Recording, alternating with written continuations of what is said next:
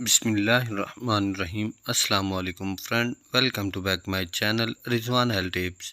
تو فرینڈ، آج کی اس ویڈیو میں آپ کو حمل کے دوران مباشرت کرنے کے 3 ایسے طریقے کے بارے میں بتاؤں گا، اور ساتھ ہی ایسے طریقے کے بارے میں بتاؤں گا جن کو استعمال کر کے آپ پہلے سے زیادہ لذت اور تسکین حاصل کر سکتے ہیں۔ آج کی ویڈیو بہت ہی زیادہ امپورٹنٹ ہے، اور آپ جانتے ہی ہوں گے کہ اسلام میں کوئی بھی شخص اپنی بیوی کے ساتھ مباشرت کرنے کا کوئی بھی طریقہ اختیار کر سکتا ہے، لیکن دائرۂ اسلام میں رہ کر، کیونکہ دوران حمل ہم بستری کرنے میں آپ کو بہت ہی زیادہ احتیاط کی ضرورت ہوتی ہے۔ اس لیے آپ کو اس دوران بہت زیادہ باتوں کو مد نظر رکھنا اور ان پر غور کرنا ضروری ہوتا ہے۔ تو اس لیے میں آپ کو ایسے طریقہ کار کے بارے میں بتاؤں گا جن کے ذریعے آپ اپنی لذت اور تسکین کو پورا کر سکتے ہیں، اور ان کے ذریعے آپ کو کوئی بھی نقصان نہیں ہوگا۔ تو میرا اس ویڈیو کو بنانے کا مقصد صرف اور صرف آپ کو معلومات فراہم کرنا ہے۔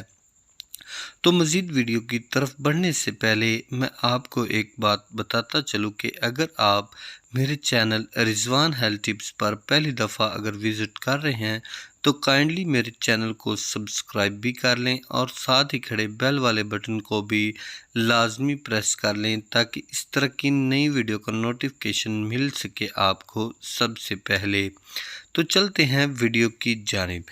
تو فرینڈ، یہ بات تو ہم اچھی طرح سے جانتے ہیں کہ شادی کا اصل مقصد جنسی سکون حاصل کرنا ہوتا ہے، اور ویسے بھی میاں بیوی کا جو رشتہ ہوتا ہے وہ بہت ہی پاکیزہ ہوتا ہے۔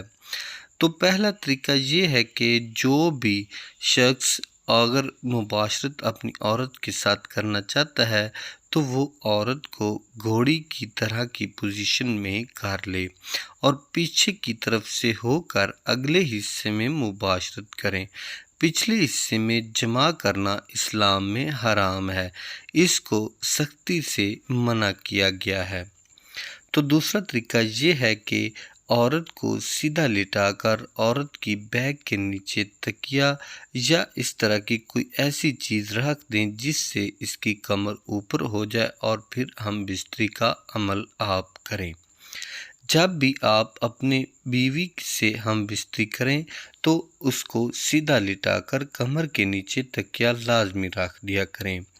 تیسرا طریقہ یہ ہے کہ کچھ اس طرح سے کہ آپ ایک کرسی لے لیں جس کے دونوں سائیڈ والے بازو نہ ہوں، اور اس کے اوپر آپ مرد وہ بیٹھ جائے اور بیوی کو اپنے اوپر بٹھا لیں، اور اس طرح سے آپ ہم بستری کریں۔